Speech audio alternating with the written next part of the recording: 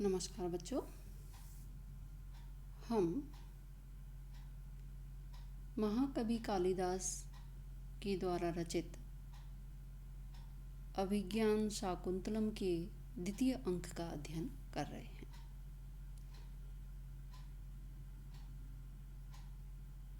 आगे देखते हैं।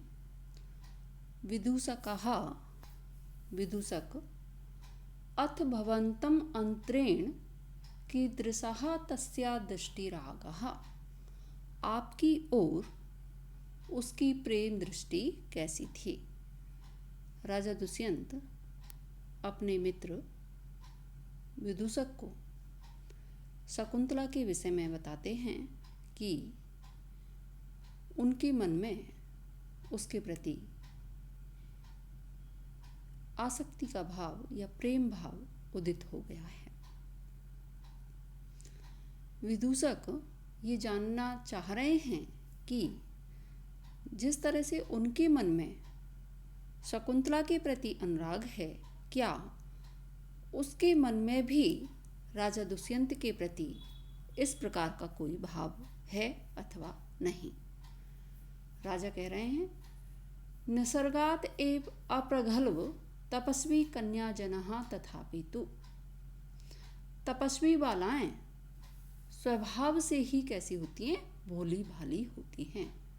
तथापि तु तथापि अभिमुखे मयि संहृतम ईक्षितम हसितम अन्य निमित्त कृतोदयम विनवारित वृत्तिः तस्या न विवृतो मदनो न च संवृता।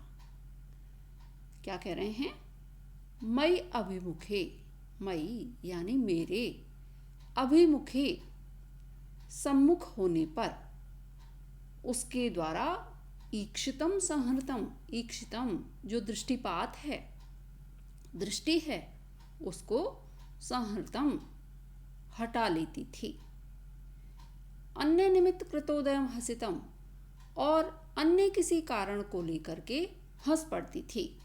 यानी प्रत्यक्ष रूप से जो बात वार्तालाप हो रहा है उस बात पर हंस करके नहीं, अपितु अन्य किसी व्यास से वह हंसने का कार्य करती थी। अतः तया, अतएव तया उसके द्वारा विनवारित वृत्ति ही,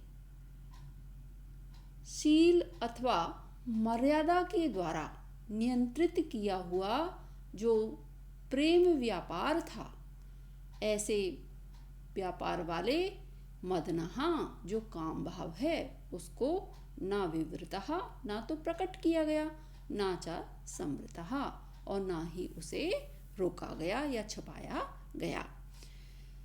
राजा दुष्यंत विदूषक से कह रहे हैं कि यद्यपि वह मेरे सम्मुख होने पर दृष्टि को हटा लेती थी, हंसने की बात होने पर अन्य किसी व्यास से हंसती थी, इस प्रकार से जो शकुंतला हैं उनके द्वारा यद्यपि मर्यादावश काम भाव को छुपाने का, रोकने का प्रयास किया गया, किंतु ना तो उनके द्वारा काम भाव प्रकट ही किया गया पूरी तरह और ना रुक ही पाया।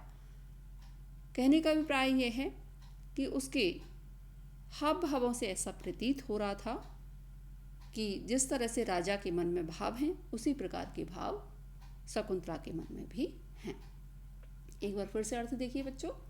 मयि अभिमुखे, मेरे सम्मुख होने पर, ईक्षितम संहृतम जो दृष्टि है उसको हटा लेती थी।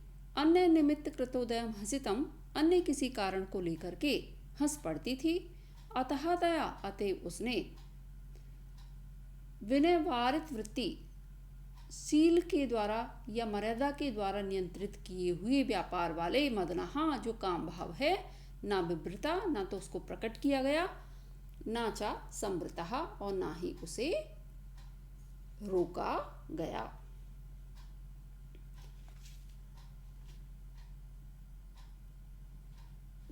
इसमें बच्चों वो देखेंगे टिप्पणियां।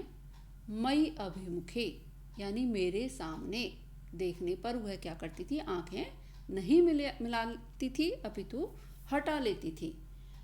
अन्य निमित्त कृतोदयेन हसितम, अन्य निमित्तेन कृतः उदिया यस्य तत्, यहाँ पर बहुव्रीहि समास है।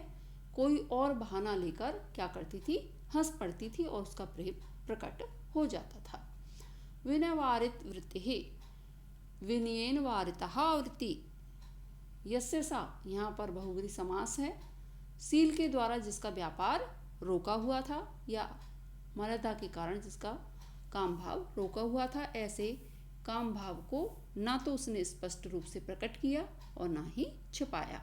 विवृत, विवृत यानी प्रकट किया, समृत यानी छिपाया। इस श्लोक में ना विवृतो ना समृता में क्या है, विरोधाभास है और भोलेपन के द्वारा उसका परिहार किया गया है। विदूषका न खलु दृष्टमात्रस्य तव अंकम समारोहति, वस्तुतः देखते ही तुम्हारी गोद में आकर के नहीं बैठ जाती। राजा मिथा प्रस्थाने पुनः शालीनतया अपि कामम आविष्कृतो भावा तत्र भवत्या। सखियों के साथ प्रस्थान के समय उसने लज्जाशीलता के साथ ही भली भांति अपना प्रेम भाव भी प्रकट कर दिया था। तथाई क्योंकि, श्लोक देखेंगे बच्चों। दर्भांक रेण चरणा छत इत्याकांडे तन्वी स्थिता कतिचित एव पदानि गत्वा आसीत विवृत वदना च विमोचयन्ति शाखासु बलकलम असक्तम अपि द्रुमाणाम। क्या करें, तन्वी, कृशांगी, कोमलांगी उस बाला शकुंतला के द्वारा कतिचित एव पदानि गत्वा, कुछ ही कदम चल करके, अकांडे अनवसर पर या अचानक, दर्वांक रेण चढ़ना छत, मेरा जो पैर है वह कुश के अंकुर से छत घायल हो गया है, ऐसा कह करके वह स्थित रुक गई। द्रुमाणाम शाखासु च असक्तम अपि, और वृक्ष की शाखाओं में ना फंसे हुए भी वलकलम, बलकल वस्त्र को विमोचयन्ती, छुड़ाती हुई, विवृत वदना आसीत, मेरी ओर मुंह करके रुक गई या स्थित हो गई। राजा दुष्यंत विदूषक से कह रहे हैं कि जाते हुए अपनी सखियों के साथ उसके द्वारा जो उसके मन में प्रेम भाव था उसको प्रकट भी कर दिया गया, क्योंकि उन्हें जाना पड़ रहा था। लेकिन शकुंतला जो है उनके मन में कहीं ना कहीं राजा दुष्यंत के प्रति प्रेम का भाव था और वे उन्हें और देखना चाहती थी। इस कारण से जैसे ही वो चली तो उन्होंने पहले तो कहा कि मेरा जो पैर है उसमें क्या हुआ, दर्व जो है, कुश जो है, उसका अंकुर यानी कांटा चुभ गया है, इसलिए वो रुक गई। दूसरा, उनके जो वस्त्र हैं, यद्यपि वो शाखाओं में कहीं भी उलझे नहीं थे, फिर भी उन्होंने कहा कि मेरे वस्त्र जो हैं उसमें, और उनको छुड़ाने का बहाना करती हुई राजा दुष्यंत की ओर मुख करके खड़ी हो गई। इन सब से ये प्रतीत होता है कि शकुंतला जो है उनके मन में राजा दुष्यंत के प्रति प्रेम का भाव उदित हो गया है। एक बार फिर से अर्थ देखेंगे। तन्वी कतिचित ए पदानि गत्वा, वह कृशांगी वाला शकुंतला जो है कुछ ही कदम जाकर के अकांडे अनवसर पर ही सहसा दर्वांक रेण चढ़ना छत इत्य कांड इति स्थिता, मेरा जो पैर है वह कुश के अंकुर से घायल हो गया है, इस तरह से कह करके स्थिता खड़ी हो गई। द्रुमाणाम शाखासु च आसक्तमपि, और वृक्ष की शाखाओं में ना फंसे हुए भी वलकलम विमोचयन्ती, वलकल को छुड़ाती हुई, विवृत वदना आसीत, मेरी ओर मुख करके स्थित हो गई। दर्व अंकुरेण, यहाँ पर कौन सी संधि है बच्चों, दर्व धन अंकुरेण यानी दीर्घ संधि है, अकाह सवर्णे दीर्घः। इत्यकांडे इति धन अकांडे, यहाँ पर इको यणची से यण संधि है।